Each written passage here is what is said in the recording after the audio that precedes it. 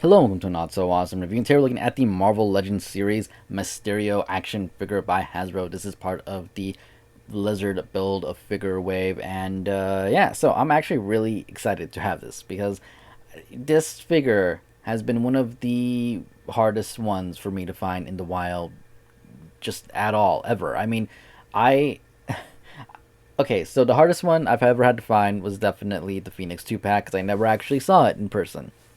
Cyclops I did see in person. I saw Hela in person once, actually twice, and just for whatever reason never picked it up, and I am regretting that now. But Mysterio I've never seen, and I've been wanting this figure since it was released, and I'm really happy to have it. And I have to give a huge shout out to the AV Pop Shop for getting me this figure. It's awesome. Thank you so much. Check out their Instagram linked in the description down below. That said, I know this is an older figure. Probably not going to be able to review the rest of the wave. I want to get them. I'm going to try to get them, see how that goes. But just, having Mysterio here on his own, I think is awesome enough. And yeah, let's just get into it. He does come with these kind of effect pieces for his legs, kind of simulate little cloud things. And it has like a little, like, octopus thing going through it. I don't know if you guys can see that, if I can focus good. Yeah, it's got like a little octopus tentacle going through, which is interesting. And yeah, these do go on his feet, both of these right here. This one again has like a little tail thing going on there, and it's a good thing they came with it because the cape, and well, I'll say this, the joints on mine aren't the best. He's a little bit loose, a little bit in the feet, but more so in the right arm, and I'll show you guys that in a second.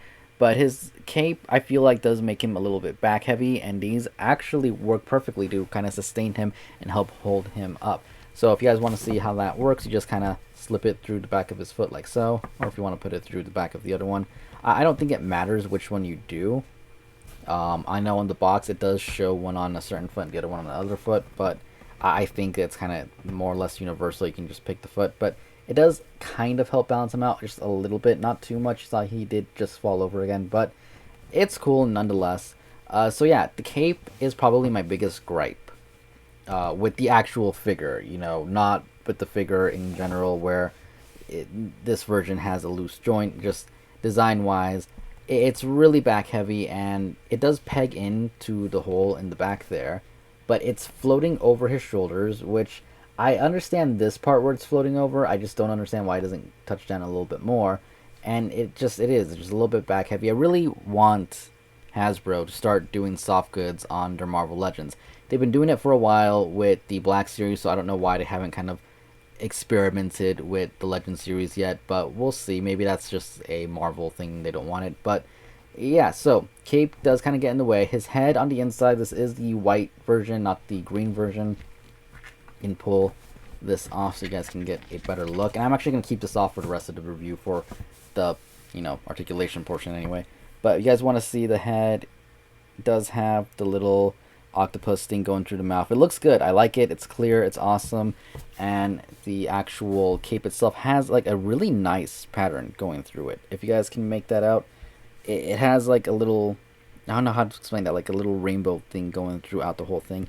Really nicely detailed. They didn't even have to do that considering it's the inside of the cape. You would think, well, no one's going to really see it, so why add it? But they did it. And the dome piece is a nice kind of shaded in thing, frosted thing. That's the word. It's frosted on the inside. Looks good. Helps kind of conceal the face. And yeah, really wish it was a wired cape, but what you going to do about it? I'm sure somebody out there's probably already made a custom one. And I don't know. If I had a second one, I probably would, because it would require me having to kind of take that apart. But since I don't, it's probably going to stay like that. So yeah, anyways, body-wise, it is a little simple. I'm not going to lie. The boots and the arm parts here, the forearms, are unique to the figure. And the body, although it is carved in everywhere, has nice detail. All of this is just carved into the plastic. Is pretty plain and simple. So it's not the most crazy out there figure we've had, but it works. It works, especially when you have the cape on. It looks amazing.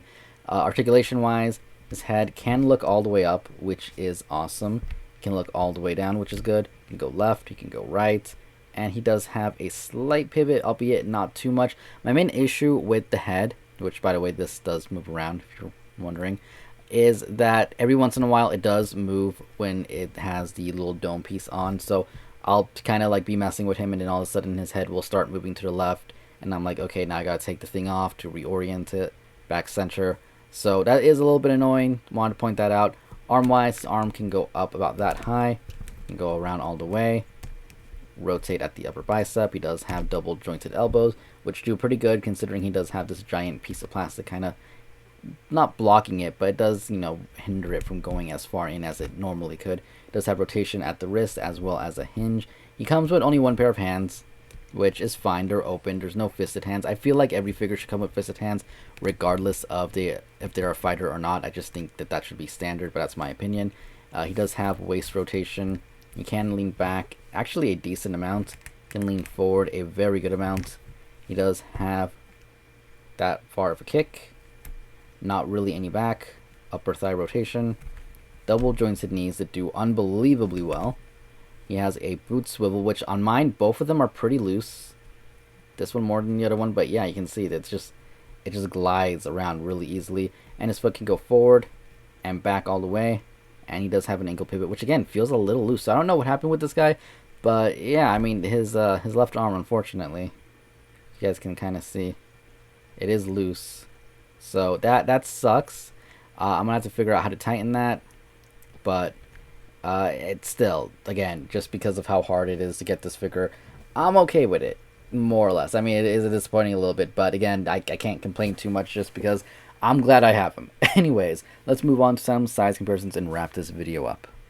So for quick size, so right here is next to an SH Figure Arts Super Saiyan God Goku. You can see he is just a little bit taller than him. He's not too much taller. He does stand about 6.5 inches to the top of his dome. And yeah, I actually expected him to be a little bit taller. Probably because he's leaning forward. That's probably why I'm seeing this. He is leaning forward just a little bit because, again, if he isn't, he's going to fall back. And I think it's partially the cape and partially the fact that his toe ankle articulation is a little bit loose. Next up here he is compared to the Marvel Legends 2-pack Spider-Man. You can see that Mysterio and him are both almost equal in height. If anything, Mysterio may be just taller, just barely, but it's actually really hard to tell. Body proportion wise and everything, I think they both fit in really well, which they should. They're from the same series, and I love having him in the collection now. It's awesome. It's awesome. I'm excited about it. Let's move on. And lastly, here he is next to the Marvel Legends Doc Ock, and I gotta say, I love having both of these together. I wish I had more Spider-Man's villains. For some reason, I don't know why, every time a Spider-Man Waves comes out in my area, it's just the most impossible thing to find,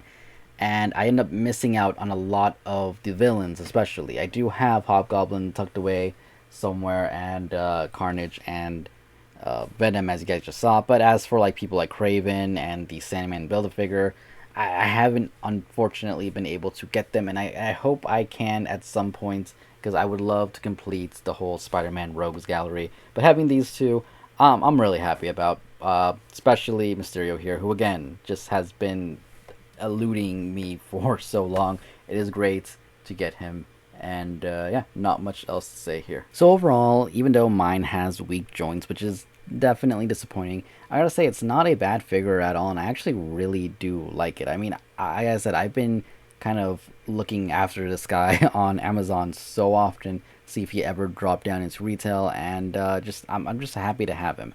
My biggest complaint overall would actually be the cape. I really do wish it was soft goods because, well, it does get in the way of posing. I had him in a more extreme leaning forward kind of pose, but because the cape is so long and plastic and, doesn't flow like an actual cape would, it does kind of tend to get in the way, which sucks. Aside from that, it's a good figure. Definitely recommend it. Not much else to say here other than I hope you guys enjoyed the review. If you did, hit the like button, comment down below, subscribe for more, and I will see you all later. Thank you for watching. Goodbye.